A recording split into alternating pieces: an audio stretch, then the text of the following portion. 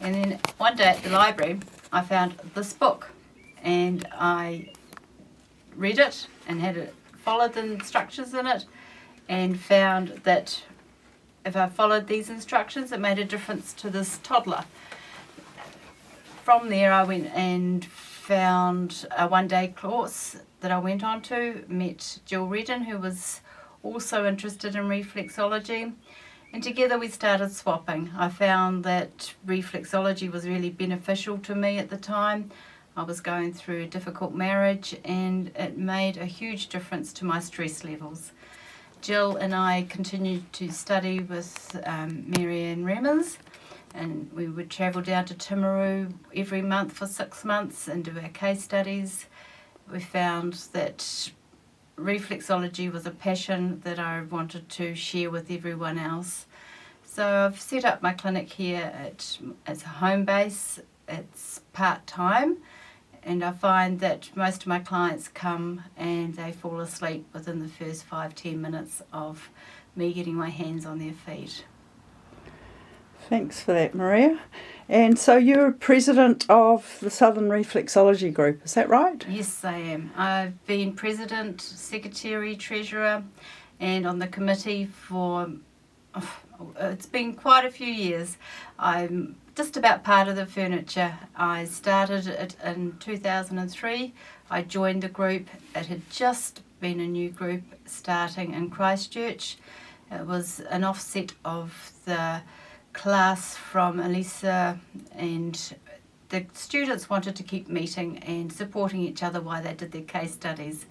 So they decided to meet the first Sunday of every month, and I joined them. I think they'd been going about 6 months.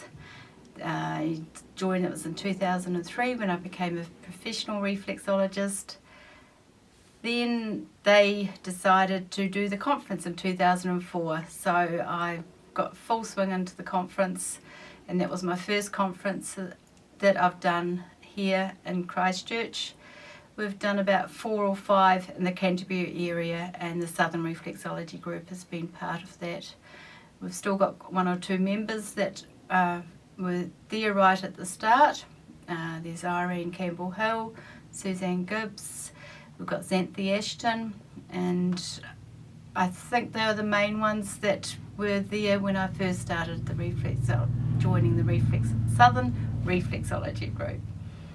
Okay, and you've practiced reflexology for quite a while now. How have you seen the industry change from your point of view? I've seen the industry change in the fact that a lot more people are aware of it. A lot more people are aware of how the complementary therapy of reflexology can make a difference in their lives. I find that most of my clients are in their middle age, women, and with reflexology I find that my techniques change through my postgraduate courses. It's something that benefits anyone that's breathing. Okay. And back in 2011, there was Christchurch suffered a very bad earthquake. That must have shaped a lot of businesses, and impacted on the industry. Do you think it did? There was an impact, and especially on some of our reflexologists. Their homes were destroyed, and most reflexologists in Canterbury here work from home. So there was a few that were displaced and needed to relocate with their business and their homes. So I was very fortunate living in the northwest part of Christchurch. The earthquake affected us, but not as severely as some of the others that had to leave their homes and workplaces. Did you find you got more clients from it, or did it stop people coming to see you? What the impact from that earthquake was that I actually changed my reflexology style. I did the style where we'd start with one foot and then work to the next.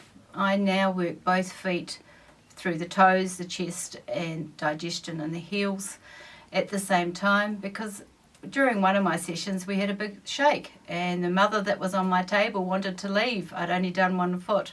So to me it was important to keep her balanced, just in case we had to stop the session at any stage. So yes, the earthquake has impacted on how I do my reflexology.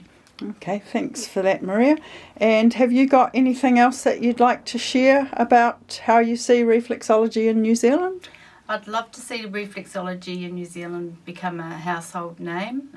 I find that it really is beneficial. With World Reflexology Week, it's an opportunity for us to embrace reflexology. Quite a few of our reflexologists are going into the workplaces and giving taster sessions. I've done that in the past, and it's been a good way to introduce people to reflexology. So World Reflexology Week is that opportunity for us to go, yes, let's go reflexology. And that's coming up, isn't it? Yes, it's from the 18th of September to the 24th of September 2023. It's the last week of September every year, and it started way back in 1999. Oh, wow, it's been going a long time then. Okay, so is there anything else you wish to share, Maria? No, I just say if you haven't tried reflexology, give it a go. Find a reflexologist close to you. If you find that didn't feel right, perhaps it wasn't the right reflexologist, try another one. Don't give up. Give reflexology a go. Thank you, Maria. Thank you.